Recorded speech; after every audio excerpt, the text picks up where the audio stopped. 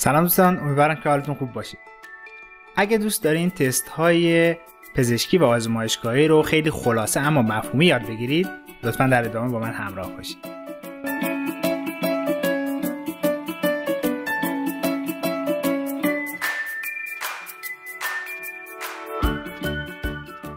به نام خدا، سلام. تو این سلسله درس ها تحت عنوان خلاصه و مفید من قصد دارم تا تست های آزمایشگاهی و پزشکی رو خیلی خلاصه اما کاربردی برای شما شرح بدم. توی این درس قصد داریم تا با همدیگه تست کومز یا کومز تست رو بررسی کنیم. همونطور که همه شما میدونید ما در بدنمون یک سیستمی داریم تحت عنوان سیستم ایمنی که از اجزا و عوامل مختلفی تشکیل شده. کار اصلی این سیستم ایمنی در بدن ما مقابله با عوامل بیماریزایی هست که به بدن ما تهاجم میکنن، مثل باکتری ها، ویروس ها، قارچ ها و انگل ها، و باعث محافظت بدن ما در برابر این پاتوژن ها یا عوامل بیماریزا میشن. اما گاهی اوقات سیستم ایمنی واکنش های رو رقم میزنه که برای ما مطلوب نیستن. از جمله این واکنش ها واکنش آنتیبادی ها و گلبول های قرمز در شرایط مختلف هست که موجب پاره شدن یا به عبارتی لیز گلبول های قرمز و خارج شدن محتویات داخل این سلول هاست. از جمله شرایطی که این واکنش ناخواسته رخ میده شرایطی هست که آنتیبادی های مادر از جفت عبور کرده و با گلبول های قرمز جنین واکنش میده و باعث پاره شدن گلبول های قرمز جنین میشه و بعد از خارج شدن محتویات این سلول های پاره شده نوزاد دچار زردی هست که به این شرایط میگن Hemolytic Disease of Newborn یا HDN به طور مخفف. یک شرایط دیگه ای که واکنش ناخواسته آنتیبادی ها و گلبول های قرمز موجب بروز بیماری میشه شرایطی هست که آنتیبادی های بدن فرد به گلبول های قرمز خودش حمله میکنه. در واقع نوعی بیماری خود ایمنی هست، یعنی سیستم ایمنی ما بر علیه گلبول ها و سلول های بدن خودمون واکنش میده که در این شرایط خاص اون سلول ها و گلبول هایی که مورد هدف قرار میگیرن گلبول های قرمز هستن که به این بیماری اوتوایمیون همولایتیک آنمیا میگن یا به طور خلاصه آیها. یه شرایط دیگه زمانی هست که در بدن فرد آنتیبادی هایی وجود داره که چنانچه ما بهش گلبول قرمز و خون تزریق کنیم این آنتیبادی ها بر علیه گلبول های فرد دهنده واکنش میدن و در بدن گیرنده گلبول های تزریق شده دچار لیز و پاره شدن میشن. پس در واقع یکی از شرایطی که واکنش‌های ناخواسته آنتیبادی و گلبول قرمز رخ میده در شرایط انتقال خون هست که ما نیاز داریم این آنتیبادی ها رو دیتکت یا شناسایی کنیم. خب حالا فرض کنید پزشک با نوزادی مواجه شده که دچار زردی یا یرقان هست، یا فردی با کمخونی اومده و پزشک مشکوک هست که کمخونی این فرد از نوع کمخونی خود ایمن هست، یا قراره که به یک بیماری خون تزریق بشه و پزشک قصد داره تا متوجه بشه آیا در بدن این فرد بر علیه گلبول‌های قرمز دهنده آنتیبادی وجود دارد یا نه. در این شرایط از کجا باید متوجه بشه که یرقان نوزاد حاصل واکنش آنتیبادی و گلبول قرمزه یا کمخونی بیمار حاصل واکنش آنتیبادی های خودش با گلبول‌های قرمزش هست، یا آنتیبادی های در بدن فرد وجود داره که ممکنه گلبول‌های قرمز دهنده رو از بین ببره. برای تشخیص این شرایط 3 دانشمند در دانشگاه کمبریج در سال 1945 تستی رو گسترش دادن تحت عنوان تست کومز. آقای رابین کومز، رابرت راسل ریس و آرتور مورنت که در واقع به افتخار کاشف این تست آقای رابین کومز و همکارانش این تست رو تست کومز نامگذاری کرد. پس تست کومز قصدش این هست که به ما بگه آیا گلبول‌های قرمز بیمار به آنتیبادی آغشته هستند یا نه، یا قصدش این هست که به ما بگه در بدن فرد گیرنده آنتیبادی بر علیه گلبول‌های قرمز دهنده وجود داره یا نه.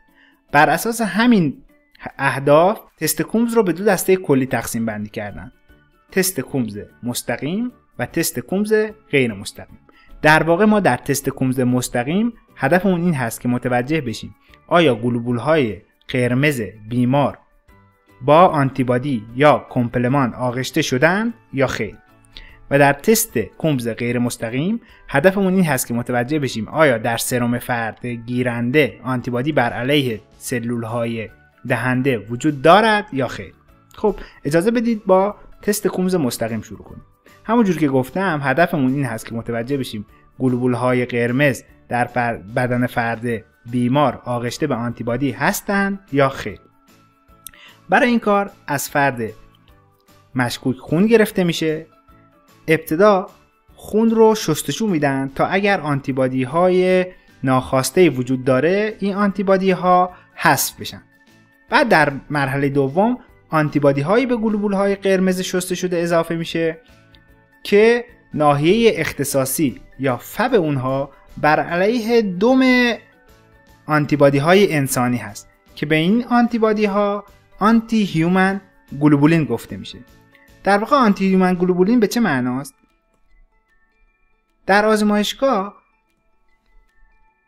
آنتیبادی های انسانی رو به خرگوش تزریق میکنن و چون که این آنتیبادی های انسانی برای سیستم ایمنی خرگوش بیگانه شناسایی میشه، خرگوش بر ضد آنتیبادی های انسانی یه سری آنتیبادی تولید میکنه که در واقع این آنتیبادی های تولید شده در بدن خرگوش میتونن بر علیه آنتیبادی های انسانی واکنش نشون بدن.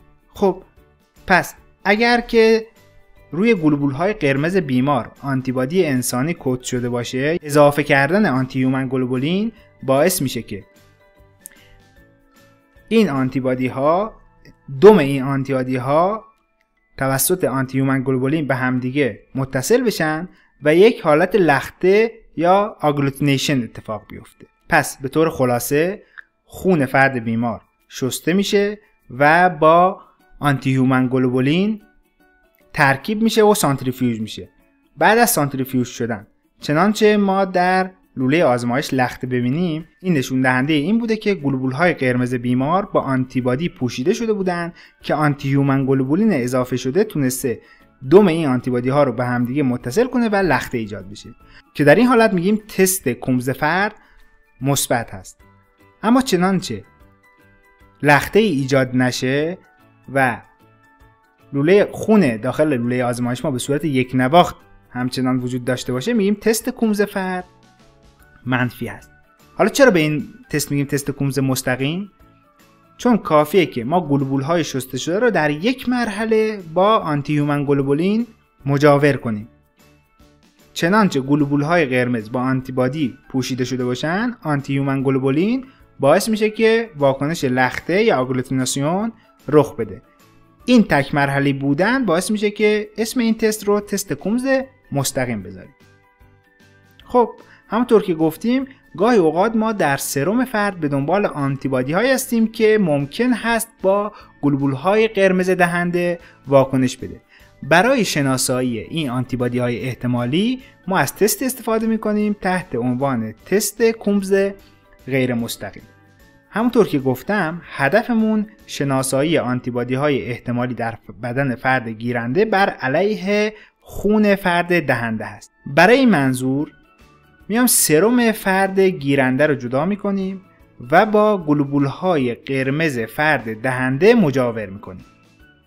چنانچه آنتیبادی بر علیه گلوبول های قرمز فرد دهنده در بدن فرد گیرنده وجود داشته باشه، پس از مجاور کردن سرم فرد گیرنده با گلوبول های قرمز فرد دهنده، این آنتیبادی ها روی سطح گلوبول های قرمز فرد دهنده میشینن و اگر ما آنتی هیومن گلوبولین اضافه کنیم، با توجه به اینکه روی سطح گلوبول های قرمز دهنده با آنتیبادی های گیرنده پوشیده شده، یک واکنش آگلوتیناسیون میبینیم.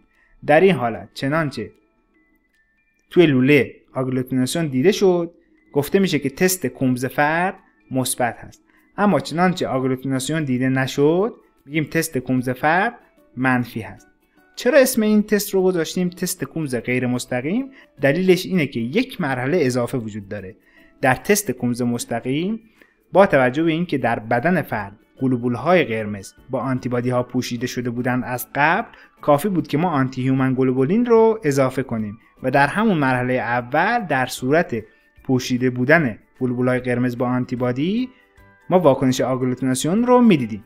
اما توی این مرحله ما در گام اول باید سرم که حاوی آنتیبادی هست احتمالاً رو با گلبول‌های قرمز مجاور کنیم و در مرحله دوم آنتی هیومن گلوبولین رو اضافه می‌کنیم که در صورت وجود آنتیبادی در سرم فرد گیرنده و نشستن این آنتیبادی‌ها رو سطح گلبول‌های قرمز دهنده، اضافه کردن آنتی هیومن گلوبولین موجب ایجاد لخته میشه. امیدوارم که مفهوم تست کومز رو خیلی خلاصه اما کاربردی یاد گرفته باشید. البته ما یک لکچر خیلی کامل در رابطه با تمام جزئیات تست کومز هم در کانال به زودی بارگذاری میکنیم که لینکش رو میتونید در دیسکریپشن پس از بارگذاری ببینید. لطفاً ما رو سابسکرایب کنید و لطفاً اگر هم نظری دارید توی کامنت ها با ما در میون بذارید. ممنونم از توجهشون.